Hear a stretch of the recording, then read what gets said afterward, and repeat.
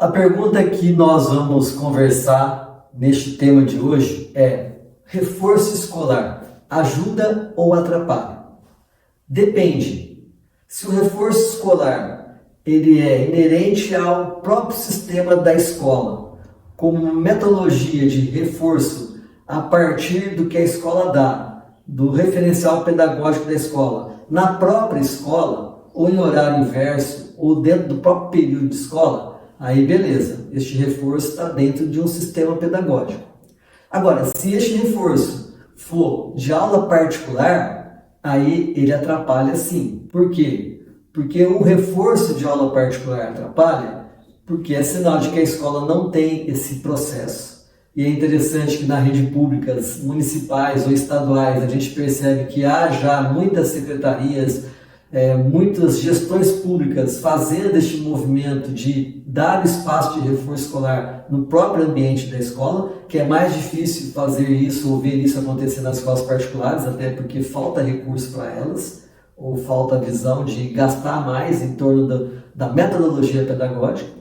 Então, se tem aula que é necessário fazer de reforço particular, é esse sinal de que a escola está defasada. E também porque isso faz com que o aluno fique dependente do reforço da aula particular. Ele deixa de fazer, ter a autonomia de fazer por si só, porque ele espera aquele momento da aula de reforço, que muitas vezes ele deixa até de fazer a tarefa, que é normal no seu cotidiano, para esperar para fazer no momento da aula de reforço. E tem muito reforço escolar que segue essa questão de dar simplesmente sequência nas tarefas que ele não faz em casa. Muitos pais querem essa comodidade porque às vezes alguém vai estar monitorando esse jovem, essa criança a fazer a tarefa, dando nome de aula particular ou de reforço escolar. Porém, isso cria uma defasagem na questão da autonomia da criança e do adolescente buscar fazer esse conhecimento e superar suas dificuldades por si mesmo. E revela então que não está havendo uma conectividade aí com a escola, sem ter esse espaço de tirar dúvidas, sem ter esse espaço de fazer o momento de avançar naquilo que o aluno não está conseguindo avançar. Mas é uma tradição que se tem no Brasil e muita gente está ganhando dinheiro em cima disso. Mas Gerson, quando que você indica então o reforço? Porque você está sendo radical, né? Sim, estou sendo radical.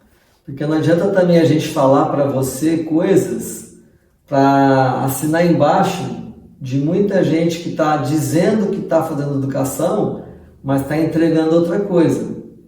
Aqui a gente está falando do ideal, daquilo inclusive que a própria psicologia educacional /escolar preconiza muitas vezes na intervenção para o sistema educacional.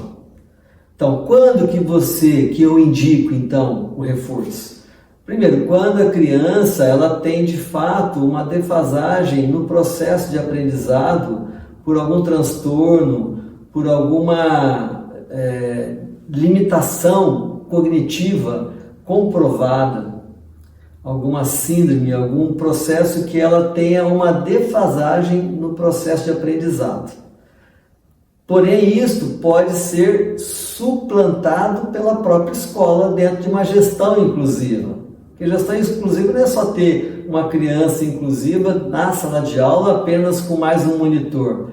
Tem todo um esquema aí ao redor dela que precisa ser suprido, que ela precisa ser mais estimulada, tem que ter momentos diferenciados de ação com essa criança, com equipamentos ou com metodologias específicas, inclusive.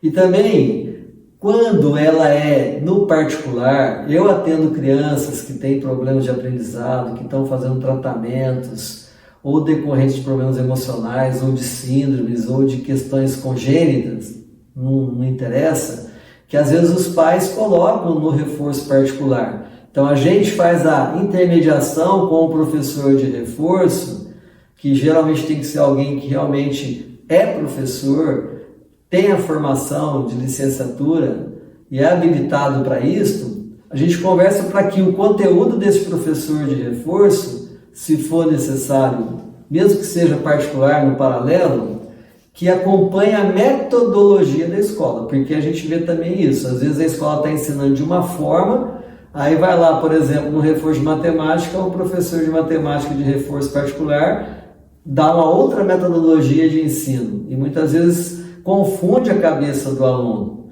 Então, nesse sentido, o reforço, quando é assim, a gente orienta também o professor de reforço, mesmo que seja particular, para que faça conforme a metodologia da escola. Então, este professor de reforço, de aula particular, precisa fazer contato também com a escola. Não basta simplesmente ele fazer da cabeça dele.